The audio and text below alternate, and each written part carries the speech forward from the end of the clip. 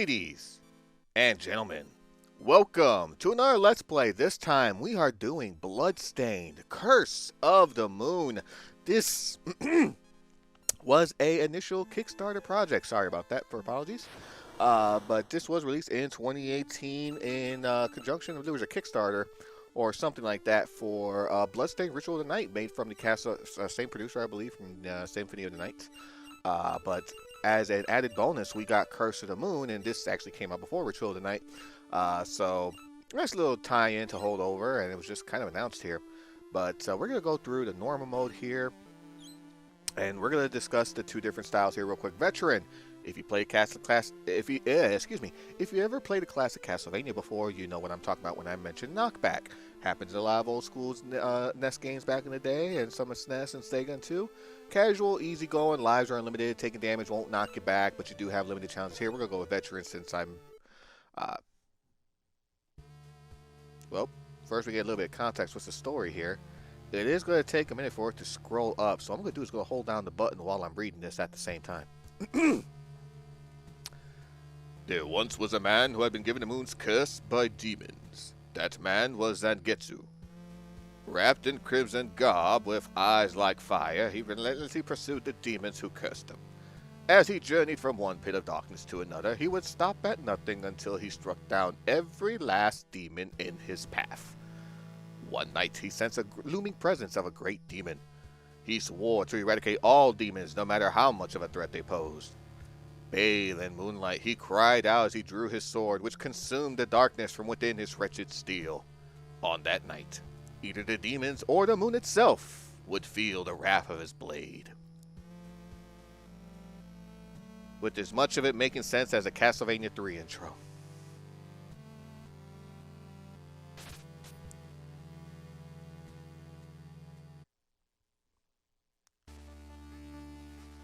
Moonlight Temptation Stage 1, and thus we begin the game here. This is Zangetsu. He is the main character of this game, although not the main character of Ritual of the Night. We will meet that person a little bit later on. But I'm playing this on a Switch, so the controls are as follows. B is to jump, Y is to use your Y is to attack. And just like in classic Castlevania, with like candles and zombies and stuff, and you like all these things in the background. See these lamps? They hold weapon potions here for your weapon points up on the top right. Now, it doesn't look as fancy as Castlevania, but where you see score and weapon, basically your weapons is the amount of points you have that you can use your sub-weapon, indicated by the little square next to your picture up top. I do have a sub-weapon right now currently, which is the whip that aims diagonally and uses 3 weapon points should I use it. In order for me to use it, I have to press the X button as such. And you just keep on going like that. Now you have two different color potions. You do have the orange ones, which I was been breaking the weapon pots on, and there are the purple ones. Those ones hold different sub-weapons for your characters throughout the game. They switch accordingly, and then I'm not sure what that is called, but I just call it a piece of paper because basically you just toss that shit on the ground and watch this magic just destroy enemies here. And yeah, I like to use it for the bigger ones because it could do quite a bit of damage. I thought it was holding up there for a second. And hearts is basically your health of the game. Look, we got a nice little skeleton buddy here. And hold up. It seems I can use sub-weapons with the X button. However, that will require weapon points. So I was just explaining. If I destroy lamps, perhaps I can find a magic potion to restore my weapon points. I also understand that different colored lamps contain various sub-weapons I can use. Even so, I remain devoted to the sword. There's the whip that we were just using not too long ago. Actually, no, I'm probably going to need that. I did not press up, good sir. Come on. Fuck it. I mean, they're supposed to throw a fireball. If you're not going to throw fireballs, then, you know, I'll just straight up kill you. It's fine. Do you see that one threw a fireball? The fuck happened? Union break? On to the second part here, which is the train. Nice little train, little carriage train. You can go in, go choo-choo and all that shit. You know what I'm saying? You know what I'm saying. All right. Watch out for the chandeliers up top. They will drop down on you. And if you manage to be in the way, guess what? You take a hit. Ow. And them things hurt too. I think they do like 3 units of health. Indicated by the sword and the... Get down here. Ah! No, it's just 2. Okay. Whee! Okay. Watch out for that demon dog. Holy shit. Actually, you know what? Let me switch out to this sub-weapon here. This is going to be a perfect example of what I'm talking about. Bam. Just shut that. Use your sword. You can do some damage pretty quickly. Fortunately, though, you cannot toss another one until the first one finishes. Unless if you happen to drop yours like I did, like an idiot. And as you can see in the background, you can see the castle and all that shit, too. Look at that.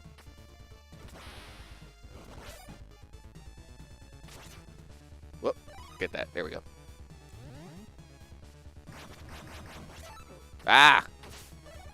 Now you got some big fuckers here. Now these guys takes 5 swipes to kill. So what I like to do is just toss one of these and just fucking go to town on them.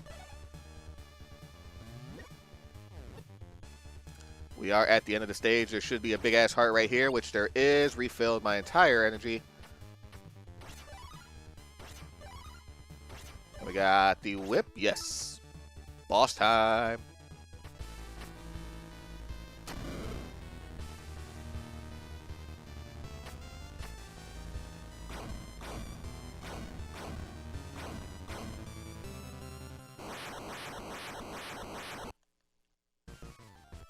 Ladies and gentlemen, the first boss of the game, the Glutton Train. Ah, I missed my stop. Supposed to stay on top of there for a second. Because what you're supposed to do, you're supposed to hit the chain up here. So I'm just using up my weapon points. Oh, boy. You gotta strike the head. When he's shooting the fireballs from his back like that, okay, you can get a few free shots in. Excuse me. Ladder, rinse, repeat. So what you want to do, what I was going to do was this. Just move on to the back end here because it's going to push it in. And I don't have enough weapon points for one more shot. Fuck. Only got one chance in. That's alright. Should not be much longer before he's down. There we go. Now he will do a desperation attack.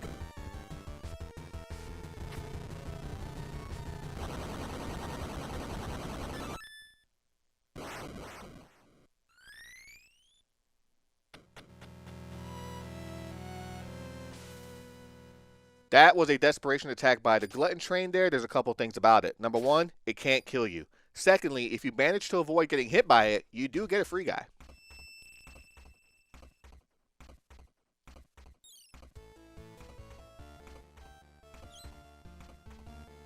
Thank you for saving me.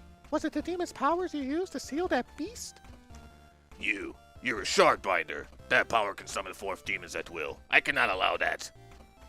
Wait! It is true that I am a shardbinder. However, I have sworn to be ever righteous in my command of this power. I refuse to be used for evil.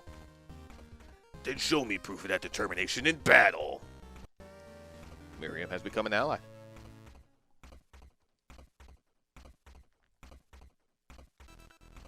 And you can see on the top of the screen there, we now have Miriam. With new allies, it appears I can use the L and R buttons to switch places with them. No one is without strengths and weaknesses. If I can make good use of my allies, I can traverse seemingly impassable terrain. Whenever I reach a crossroads, I'll take the shortest path without fail. If I come to a fork in a path where I can't determine the shortcut, I'll follow the remains of fallen adventurers to lead me in the right direction. Each of my allies has their own stamina.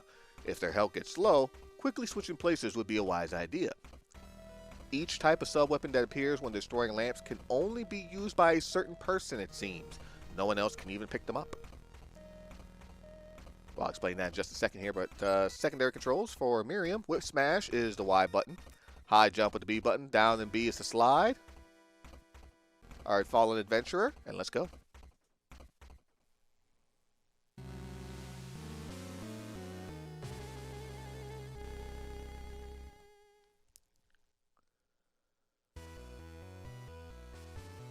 Stage 2, Frigid Hell. Ladies and gentlemen, I present to you Miriam. She is the protagonist of Bloodstained Ritual of the Night. And she is, of course, if you can't see from the attacks already, she is the Belmont of the game. Your Simon Belmont with the whip and the jump, but she can actually jump higher. Basically, like I mentioned, this was a big old Castlevania love letter, essentially, to give fans like something fresh, but to also remind them of good old classic Castlevania and shit. You know, since Konami is, I don't even think they're in the game industry anymore. And there are a few Castlevania games I wish they would re-release because I didn't get a chance to play them, such as Castlevania The Adventure Rebirth, especially Castlevania The Adventure Rebirth. I wanted to play that one, but I never got the chance, unfortunately. Alright, as you can see, Miriam has different sub-weapons. That is a single sword. Just basically, it's a dagger, essentially. Her sub-weapon, she has 3 swords here, so it tosses diagonally up above, which is great. Uses a few weapon points as well. I don't know the exact measurements here, but you can see here, with Zangetsu, if I didn't have Miriam, I can't jump this. With Miriam, it's not a problem. You can go down and take another pathway to get to the other side. However, this is much more, I believe the term is, well, supposedly, like, the shortest path is supposed to be simpler, but there's, like, multiple pathways that you can take in this game. And there are rooms that even I still don't know are discoverable. Even though I got this on Steam, I've gotten all the achievements on Steam, but even then there were rooms where, especially when I was watching the speedrun, I was just like, wait a minute, where the fuck was that, you know?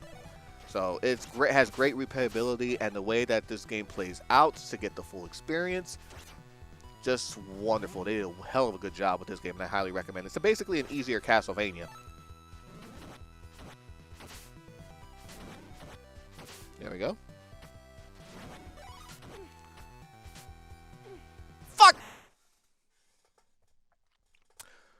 One good thing, though, about having partners. I can't use Miriam. At least, not right now. I can still use Zangetsu. However, my life counter is still at 4. You only lose a life once all of the characters that you have are gone from the screen. So, since I have only... If I had only Zangetsu, I would lose a life.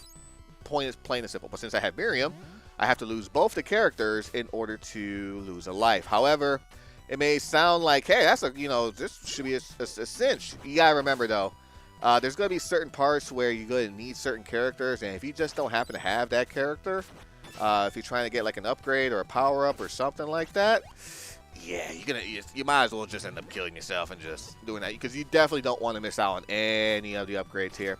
There's a little section here with the bat. Just use my whip. It's all right. There we go. Whack them. It's all good. And just use the knife on this one. There we go. And that's how you make it through that section safely. Uh-oh.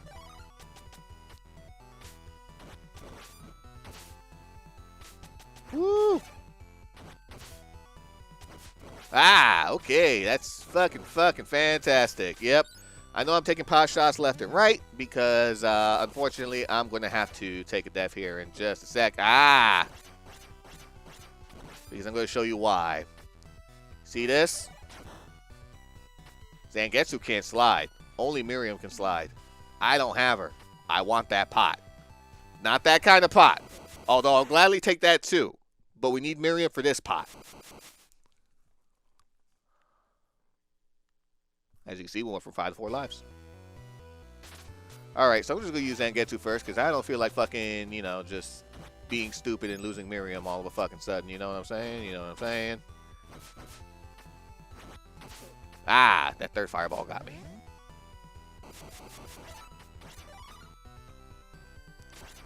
So let's go ahead and pop that fucker and a couple slices. Yep, a couple slices, and we're good. Now, grab the pot with Miriam slide. Look at the weapon energy now. Or look at the weapon. Went from 20 to 30. Also, another thing to note with the weapon energy is that should you play in casual mode, I mistimed that horribly. Should you play in casual mode, you actually start off with higher weaponry, with higher weapon points as well. So I think you start off with 40 should you be playing as casual, as opposed to... Okay.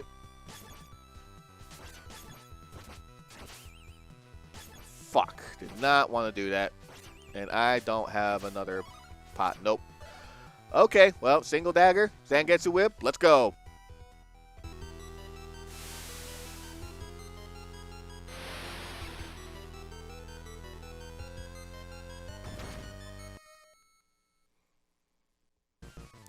Also the boss. Watch out. Damn it. Not enough to reach.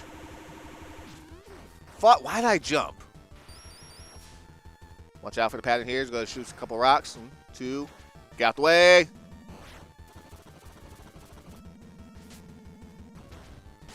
just going to use Angetsu for this.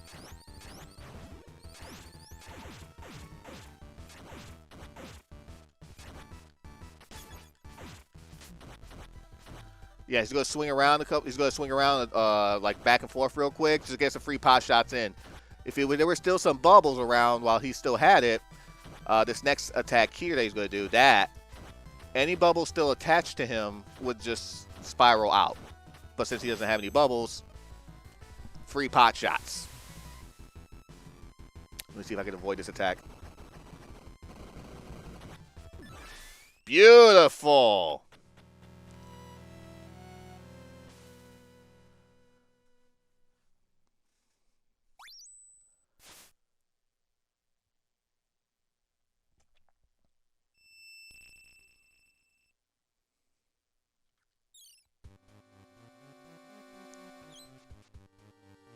That I would be defeated by a demon. I have been thoroughly humiliated. I am Alfred, an alchemist. Alchemist, you use demons to fulfill your worldly desires. Every achievement requires a fair exchange. Even using demons is sometimes necessary. You have your own goals, correct? My power may be of use to even you. Your existence is unsettling to me, but your skills are not without value.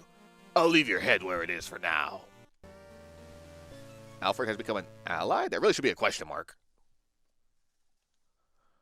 He's like, oh, he's gonna take my head off, motherfucker.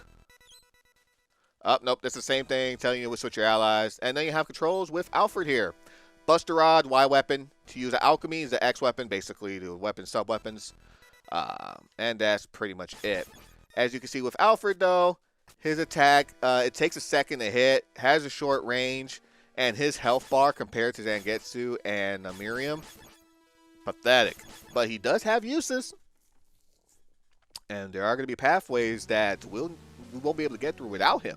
So, he may be old, but he's still useful. Stage 3, the Brilliant Void. We shall tackle this when we come back. Until then, do like to thank you guys for watching. Hope you have yourselves a fantabulous day. Love, peace, and chicken grease. Good night.